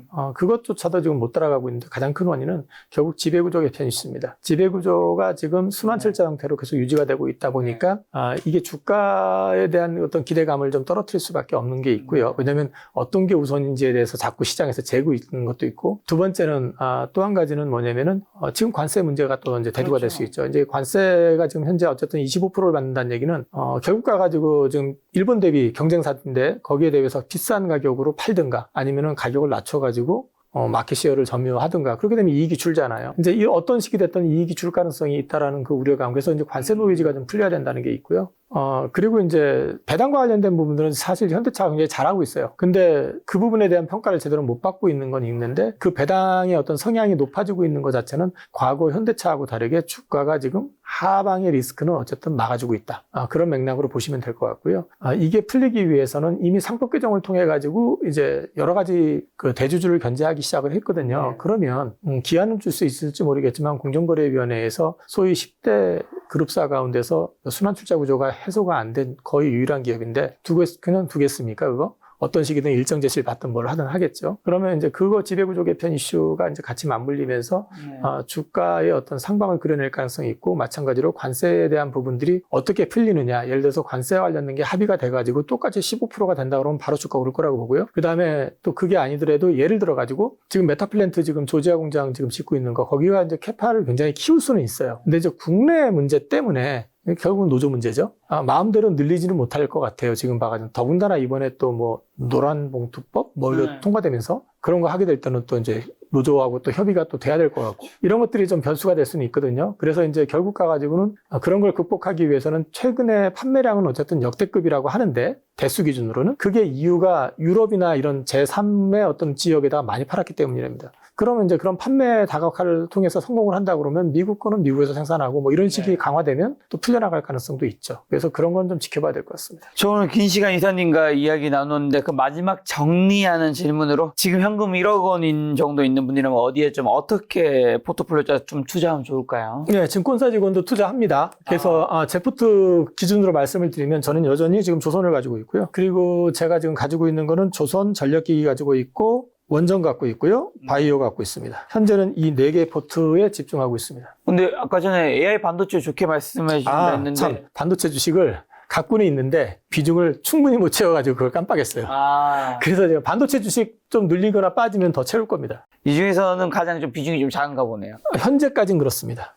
그냥 이제 왜냐면은 이번에 이제 좀 사면서 급등폭이 워낙에 빨라가지고 이제 한 번에 못 샀고요. 근데 이제 좀 시간을 두고 살 생각이고요. 지금 앞서 말씀드렸던 조선주 전력기기, 원전, 바이오 같은 경우는 좀 장기 투자해오는 패턴이기 때문에 제뿐만 아니라 제 고객들 포트폴리오도 다 이렇게 되어 있습니다. 그리고 이제 반도체 좀 편입을 좀 해놓는 상태고요. 현대차도 갖고는 있는데요. 현대차 그룹도. 그것도 역시 장기 투자로 갖고 있기 때문에 제가 포트에 별 관심을 안 가져가지고 그러니까 주가는 많이 올라와 있고 그 다음에 또 한 가지는 배당 수익 때문에 요즘 눌려있는데 신경 안 쓰고 있어가지고 제가 말씀을 안 드렸는데 현대차 그룹도 포트에 있습니다. 자, 마지막으로 그러면 하반기 주식 투자 포인트는 눈여겨봐야 될 변수만 한번 찝어주시면서 짐작가 TV에 또 처음 나와주셨는데 개인적으로 꼭 하시고 싶은 말씀이 있다면요. 하반기의 어떤 변수라고 하면 미국의 경기 침체 가능성입니다. 이 부분에 대한 거는 이제 FOMC 끝나고 파월의 기자회견을 보시면 될 것 같아요. 거기서 이제 어떻게 평가하는지 그리고 이제 10월 이후에 저는 물가만 급등하지 않는다면은 어쨌든 저는 금리 인하는 좀 이어질 가능성이 있다고 보고 있고요. 그렇게 될 경우에는 결국 전반적으로 봤을 때 증시는 하방보단 상방의 가능성이 높다고 보고 있습니다. 그래서 FOMC 직후에 기대 때문에 많이 올라갔잖아요. 미국도 한국도. 그렇기 때문에 세론이 남아가지고 조정받을 수는 있습니다. 근데 그 조정을 파는 쪽보다는 저는 물량을 좀 늘리는 쪽으로 계획을 하고 있거든요. 그래서 그런 쪽으로 보시면 될 것 같고 리스크는 앞서 말씀드린 것처럼 경기 침체가 좀 구체화된다든지 아니면 문제가 생긴다고 할 땐 조금 얘기가 달라질 수 있습니다. 그건 체크해 보실 필요가 있다. 말씀드릴 수 있을 것 같고요. 그리고 이제 제가 드리고 싶은 말씀은 주식 투자할 때는 너무 단기적인 시각, 근시안적인 시각으로 보시면 어렵습니다. 그리고 또 한 가지는 누구한테 들어가지고 하는 것 되게 위험합니다. 특히나 이제 제가 여기 지금 이 채널에도 출연했지만 유튜브 채널에서 얘기한다 해가지고 맹신해가지고 투자하시면 또 힘들어질 수도 있어요. 이렇게 말씀을 드리는 건 투자 아이디어를 말씀을 드리는 거지 이게 답이라고 답안지를 보여드리는 건 아니거든요. 그래서 뒤집어 놓고 말씀을 드리면 여기서 들은 얘기를 근거로 해서 더 공부를 해보셔야 됩니다. 조선주 지금 제가 좋게 보고 더 가져간다 했을 때 제 고객님들 평단가 들어보시면은 지금 들어오시는 분들하고는 비교가 안 돼요. 그러니까 이제 제가 이 말씀을 드리는 얘기는 저는 주가가 꺾이면 좋게 생각했는데 예를 들어가지고 어떤 변수가 생겨서 꺾이면 얼마든지 엑시트를 하면 되지만 그쯤에서 물릴 수도 있잖아요. 그래서 이제 제가 이 말씀을 드리는 건 전 여전히 좋게 보고 있습니다만 이런 부분들이 있어가지고 어떤 돌발 변수가 발생을 했을 때도 그러면 결국 구체적으로 소위 말해서 수주 사이클 또는 미국 사이클 이게 지속될 수 있는지 여부를 다시 한번 여러 가지로 검토해 보시면서 판단해야 되기 때문에 자기가 가지고 있는 포트에 대해서는 계속 공부를 하셔야 된다는 말씀을 끝으로 말씀드리겠습니다. 알겠습니다. 제가 준비한 질문이 굉장히 많아서 좀 오늘 다 할 수 있을까 걱정을 했는데 속사포처럼 말씀해 주셔서 다행히 저희 주어진 촬영 시간 1시간 반 정도에 다 끝낼 수 있네요. 다음번에 또 이사님 모시고 좋은 이야기 주식 투자 인사이트 한번 들어보도록 하겠습니다. 오늘 만난 손님은 이용 이사님이었습니다. 지금까지 소중한 시간 함께해 주셔서 정말 감사합니다. 오늘도 김 작가였습니다. 고생 많으셨습니다. 네, 고맙습니다.